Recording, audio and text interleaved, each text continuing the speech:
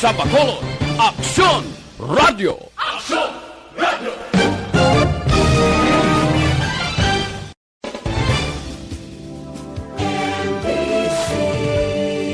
Manila Broadcasting Company. Sa balita, komentaryo, isyu, serbisyo publiko. Aksyon Radio! Sa Bacolod, Aksyon Radio! Aksyon Radio!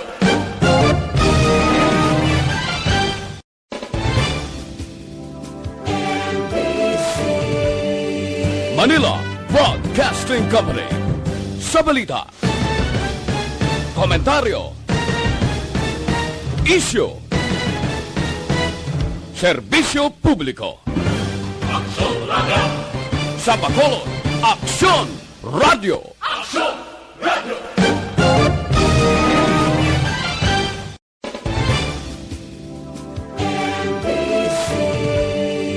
Manila Broadcasting Company. Sa balita, komentaryo, isyu, serbisyo publiko. Aksyon Radio! Sa Bacolod, Aksyon Radio! Aksyon Radio!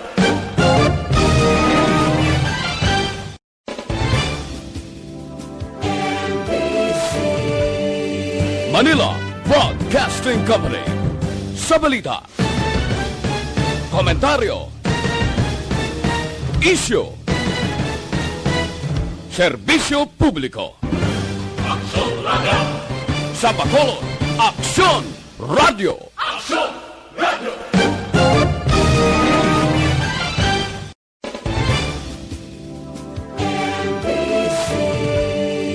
Manila Broadcasting Company. Sa balita, komentaryo, isyu, serbisyo publiko. Aksyon Radio! Sa Bacolod, Aksyon Radio! Aksyon Radio!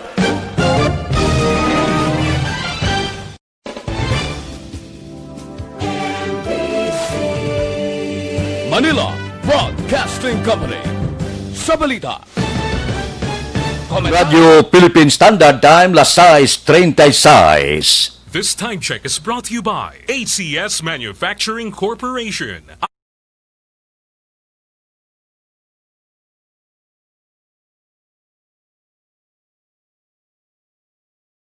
Second portion.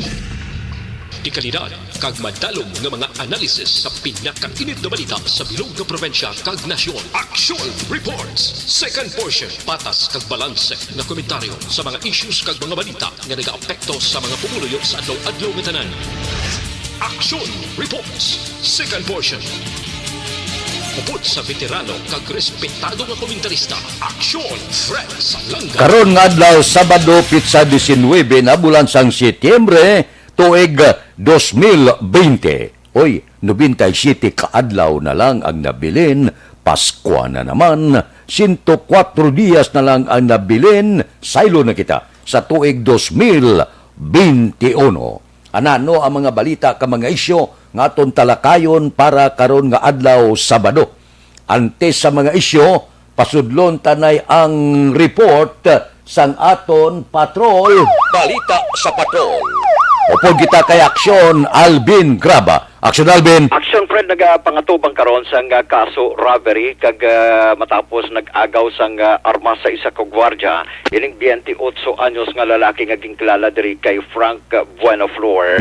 Soltero, nagapuyo ni siya sa Purok Neptune, Barangay Singkang Airport diri siya sa Bacolod. Pero ang natabo ni nga insidente, Action Fred, sa may kilid balas ang Gaisano City Mall, mga alas 11:30. Ang gwardiya sa Gaisano? Gwardiya sang Gaisano, si Pedro Julius, 28 anyos. Detailed ni siya, no? Detailed ko na assigned sa Gaisano City Mall, diin sa makita ni sa may Singkang Airport. Kung sa diin kagabase sa initial diri nga pagpangusisa ni Police Captain Armelin Vargas, ang hepe mismo sa Police Station number 8. Ini sila action Fred. Ining si Julius sabtang assigned dira sa area sang Gaisano hinali nang lang nagpalapit sa iya ining suspect ang ginagaw ang iya ining caliber 38 kag diri na action pred nga tuyo kuntani pa magpalagyo ang suspect o galing kay natikma gilayon sa mga katapo sang gwardiya sa assign dira sa area sang Gaisano City Mall kag gilayon gintawag kun gincall ang attention sa mga kapulisan sa police station number 8 kag dito sa initial diri nga pagpangusi sa action pred nga tuyo gali sang suspect nga magkuha mag-agaw sang armas kag gamiton sa pagpangawat. Amot silingon ng armas na agaw gid. Agaw gid action pred. Uy, Oo, wala ka dipinsang security? nakadepensa daw ginlipot lang bala so diri kay Gingulpi lang. o gingulpi lang action friend ang ining suspect nga nag-agaw sa gwardiya sa armas sang gwardiya. Action Alvin, Yes, sir. gintawgan ta ka para nga mamangkot kung may development atong paglutang bala kay Marco Boss. So far, action na Fred, ongoing kag nagapadayon sa gihapon ng investigasyon sa mga kapulisan sa Idalon sa Police Station number 4 led by Police Major Charles Hever sa pagkilala na diri sa suspect no nga nagluthang diri kay Mark Cubos action na Fred. Diin sunod diri kay Hever ang biktima nagapabilin sa gihapon sa isa ka pribado nga ospital after nga nakaangkon sa pilas iya sining dughan kag subong man kibyas man sa ulo pero sa karon action pred ongoing ang pagpangusisa sa mga kapulisan base pa lamang nga may CCTV nga makakita as to kung pila gid man ang perpetrator o kung rather ang suspect nga nagluthang diri kay Cubos action na friend. Base karon mangina available naman liwat ang pinaka-latest naman no nga investigation pagid sa mga kapulisan kay sa karon sunod sa iya amo pagid lamang ang mahatag sini kag base makakuha pa lamang sila sa mga CCTV footage as to sa kung diin binaglabay ang ining suspect kag ano diin nagkadto ano ang plate number kag among pani ang ila siya pag-usisaon action red. Balita report sang patrol ang kaaksyon nyo aksyon Alvin Graba una sa balita una sa aksyon sa Bacolod Aksyon Radio. Aksyon Radio Philippine Standard Time, las 6:40. Mabalik kami pagkatapos ini.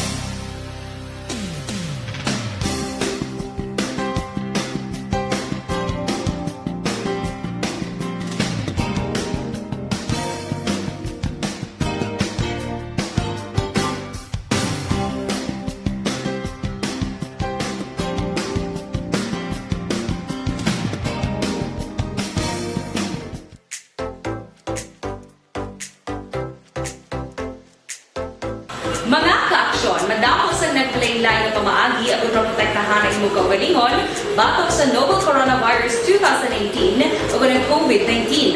Isa sa mga pinaka-importante ang regular, safe, and effective hand hygiene gamit ang habon kag tubig o ng alcohol-based hand rub. Yan ang proseso sa paghugas ng gamot na rekomendado sa World Health Organization.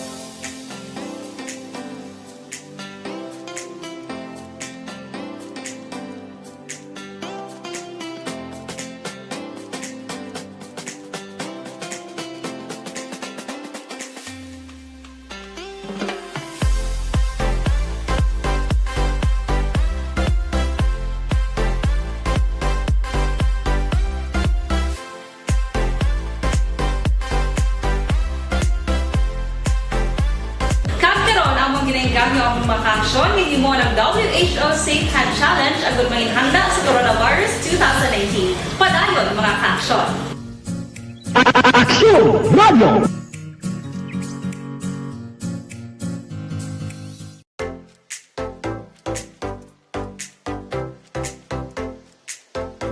Mga ka-aksyon, madamo sa naglaylay na pamaagi at protektahan ang imong kaugalingon batok sa novel coronavirus 2018 o ng COVID-19. Isa sa mga pinaka-importante ang regular, safe, and effective hand hygiene gamit ang habon kag tubig o ng alcohol-based hand rub. Yan ang proseso sa paghugas ng gamot na rekomendado sa World Health Organization.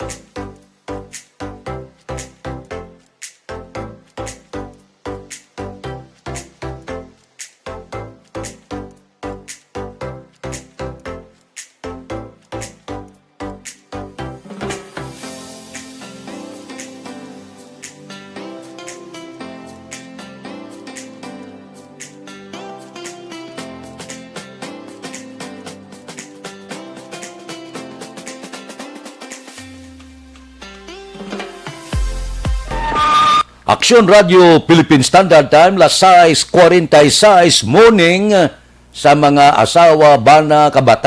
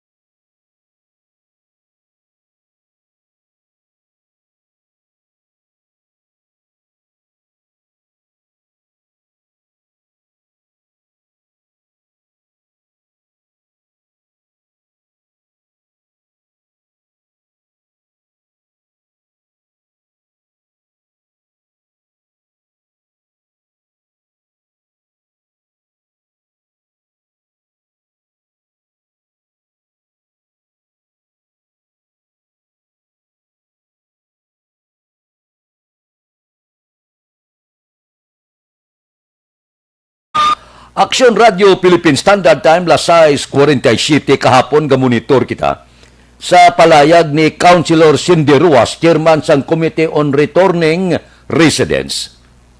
28 nag-abot. Wala ko nagtandog sa balita sa 28. Diri ako sa ginpalayag ni Councilor Cindy Ruas nga ining mga LSI nga ni ginatagan special trip agod makapauli sa Bacolod bangod malawig na sila nagtiner sa puerto sa Manila kag pila ka bisis gin-cancel ang ila biyahe. Diri ako naghatag pagtamod nga daw ano ba lang magtiner ka dito sa Manila. Luwas lang kung may kwarta ka, OFW ka, bida mo ka kwarta, makadayong ka sa hotel, makasustener ka gasto. Pero kung medyo pigado ikaw, matiner ka matulog sa puerto da, o kung sa diin da sa Manila, may lang kung may pariente ka dito. Daw nakita ko lang kabudlayan. Apply ka makabiyahe, cancel ang trip mo, damo na ko batian sina. Kompleto na dokumento, hindi ka makasakay, hindi ka makapauli diri sa Bacolod. Kalain-lain ba tiyagon, bro, kung dito ka sa Manila? Daw kalapit lang sa antad sa Manila kag Bacolod, pero kung magtiner ka dito sinimana kag Binulan, daw mabatyagan mo kung ano ang ginabatyag sang Bacolod noon.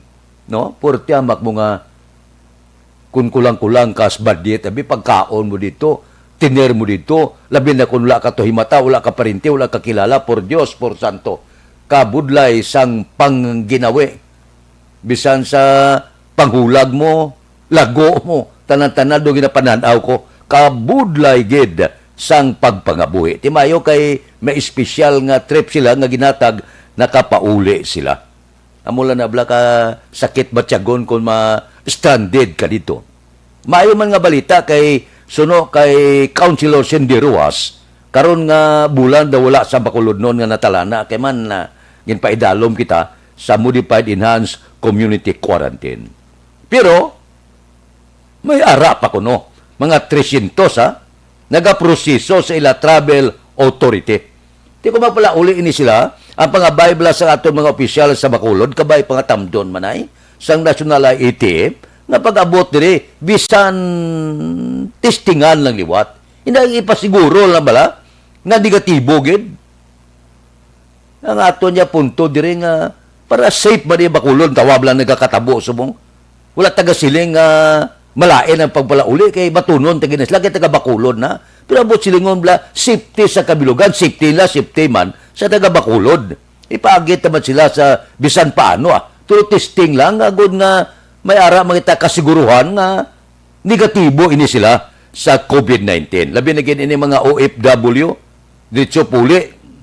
Wala na ginalantaw pa. Kaysa una, gina-quarantine pa na. Tiguro, la kwartang uwa. Dito puli. Tiyan mo na bla. Pangabay ang aton mga opisyal sa probinsya ka Bacolod. Paagi taman ay sa tulo testing. Kay kung negatibo dito, kag basi magpositibo bla. Kag madisgrasya, imbes nga mag-iban, ang aton sining problema, nagadugang, kaya nagasaka ang natapikan sang virus sining COVID-19. Kabay pa maintindihan nina sang National IATF. Aksyon Radio Philippine Standard Time, Lasay 51. Mabalik kami pagkatapos ini.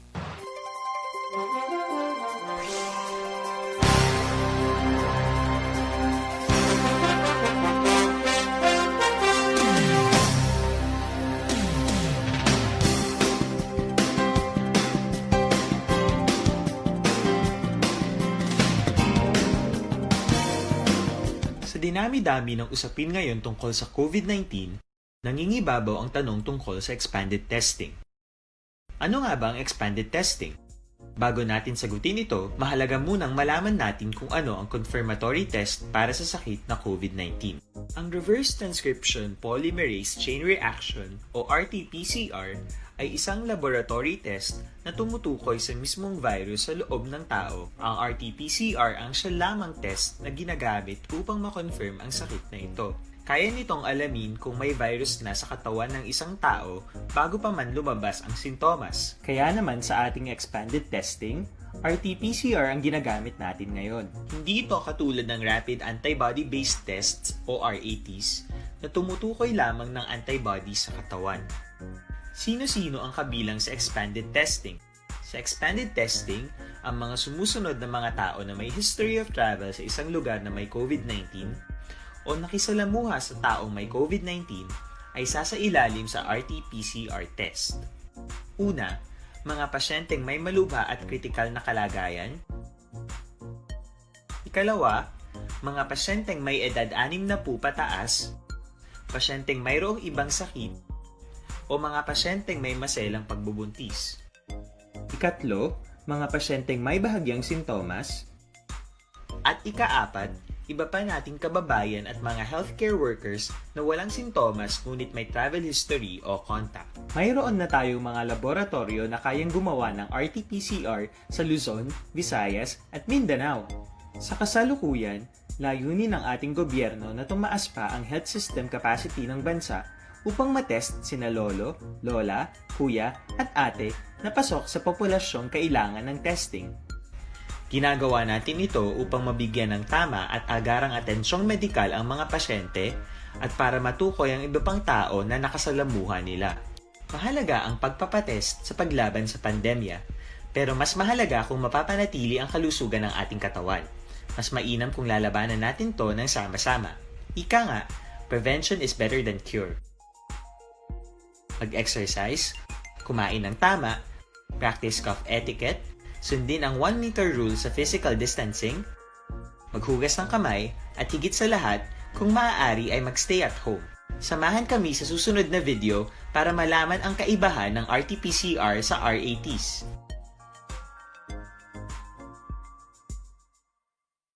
Sa dinami-dami ng usapin ngayon tungkol sa COVID-19, nangingibabaw ang tanong tungkol sa expanded testing. Ano nga ba ang expanded testing? Bago natin sagutin ito, mahalaga munang malaman natin kung ano ang confirmatory test para sa sakit na COVID-19. Ang Reverse Transcription Polymerase Chain Reaction o RT-PCR. Aksyon Radio Philippine Standard Time, lasay 55 na. Panahon na nga mag-DTX 500 kita. Nga maayo ini siya magpabakod sa aton lawas immune system subong man nagatinlo sa aton dugo kagatay. Sa panahon nga wala kag tuong pamalatian, kinahanglan naton ang mabakod nga lawas. Kinahanglan naton ang mabakod nga organ, kinahanglan ta nga ipakigbato ang aton sini ikaayong lawas para hindi kita matapikan balatian. May pipila ka mga bagay nga dapat aton himuon pareho sang paggamit sang DTX 500. Bangod, may ari siya detoxifying compound nga nagatinlo sa inyong dugo kagatay. May mga panakot, phytochemical, antioxidant, pangunta sa pamalatian. So sa tion sang kadelikado nga panahon, ara ang DTX 500. Gamito na to nini sa pagpabakod sa ngaton lawas. DTX 500, babakal na. Pagi sa online, kag pwede ma-deliver sa tagsa ninyo ka mga puluyan, pagi sa www.kalusuganyan.ph o kon Kalusuganyan Facebook page. Aksyon Radio Philippine Standard Time, lasay 55, pasiplatanta, kamustang aton mga kauturan dito sa iban nga kapungsuran, katulad sang sa bilog nga Asya, dito sa Europa, dito sa pungsod sang Arabo, kag Afrika. Ang report, ang pinakaulihing nga report sa Afrika, nagtaas ang kadamuon sang mga Pinoy dito nga ginigo sang COVID-19, no? Nagsaka sa 78. Ang total nga kadamuon sang COVID-19 sa mga Pinoy dito sa iban nga pungsod nagdangat sa 10,388 o kon 10,385 sa total nga 6,593 ang nakarecover, 3,015 ang ginapadayon, ginabulong, kag 777 ang nagkalamatay sa among balatian ang COVID-19. Ginapulo pa si Platan, tayo kag ginakamusta taman ang aton mga utod sa iban nga pungsod. Ting iban niya, subong sige padayon ang proseso sa ila papilis, balik dire sa pungsod Pilipinas. Magpalauli sila mga probinsya mo na nga may ginasugat kita nga mga OFW sa airport, bangod nagapalauli ini sila. Ang ginakwestiyon lang, kapag katapos makabalik bayan sila trabaho. Ikadua nga pamangkot, pag-abot dire sang linibo-libo nga mga OFW, ano naman ang mabulig sa aton gobyerno? Ang bot silingon, magabaha naman ang unemployment. Amoy na siya ang resulta, mga LSI nga nagpalauli dire sa atong probinsya kag syudad sa Bacolod. Magluwas nga delikado. Magluwas nga iban sini basi kon ini magagibla sa mga alagyan nga dapat may pag-check up, iban galusot sa kudiin nga bahin, kinagyan pampbot kag iban pa nga hindi naluyag nga ipaidalom pa sa kwarentina. Ti ka delikado. Kinalan maid-id sining gobyerno. Problema ta ini. Luwas sa pagdamo sa wala trabaho, posible. Basi kon magadamo pagid ang balatian nga gintapikan sang COVID-19 sa mga utod naton sa iban nga kapungsuran. Kabay pa, nga bisan paano, hindi ini matabo. Ang himuon ta subong ang akong panugyan, kung daw sige pagid ang COVID-19, kagula pa baksin nga natukiban. Guro, once in a while, hindi giman adlaw-adlaw, tingob kita, turutangla magitas langit ay, base pa man lang may milagro. Aksyon Radio Philippine Standard Time, Lasay, 59. Mabalik kami pagkatapos ini.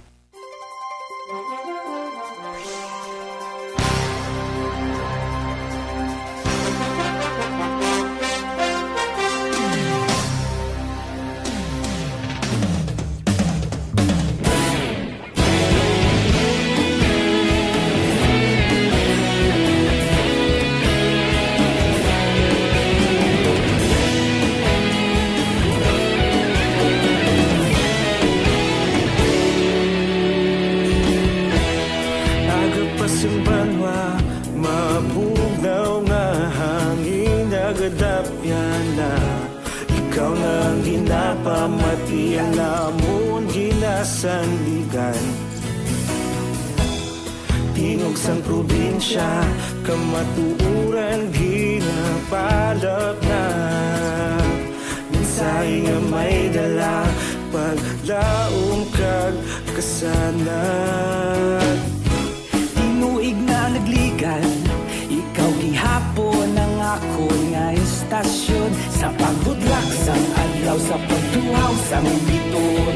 Mga balita nga dala inspirasyon. Aksyon radyo, bakolog man sa gihapon. Padayon aksyon radyo, bakolog saludo sa imo. Padayon aksyon radyo, salamat isa pagserbisyo. Patas kag balanse, matuod na mensahe, wala sang ginadang pilihan. Padayon aksyon radyo.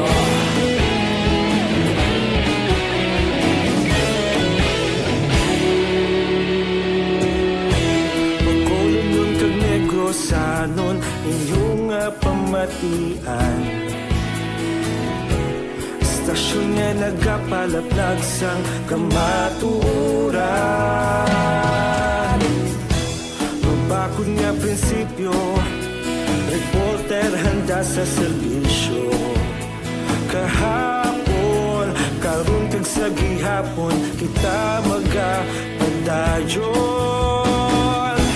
Tinuig na nagligan, ikaw gihapon ang ako nga istasyon. Sa pagbutlak sang adlaw, sa pagtuhaw sang biton. Mga balita na may dala inspirasyon. Aksyon radyo, bakolon man sa gihapon. Padayon aksyon radyo, bakolon saludo sa imo. Padayon aksyon radyo, salamat sa pagserbisyo. Patas kag balanse, matuod na mensahe, wala sang ginadang pilihan. Padayon aksyon radyo. Una sa balita, una sa aksyon, sa Bacolod Aksyon Radio. Aksyon Radio Philippine Standard Time, La City 2. Kung may mga panahon pa ka namin, tandugon siniyo. Ang busong kag binatae, kadamo.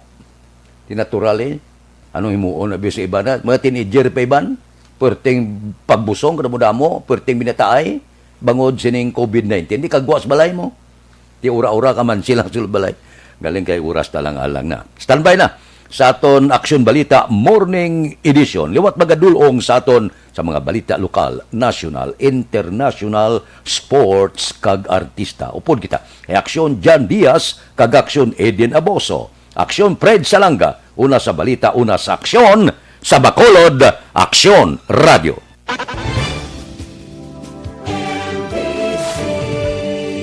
Manila Broadcasting Company. Sa balita,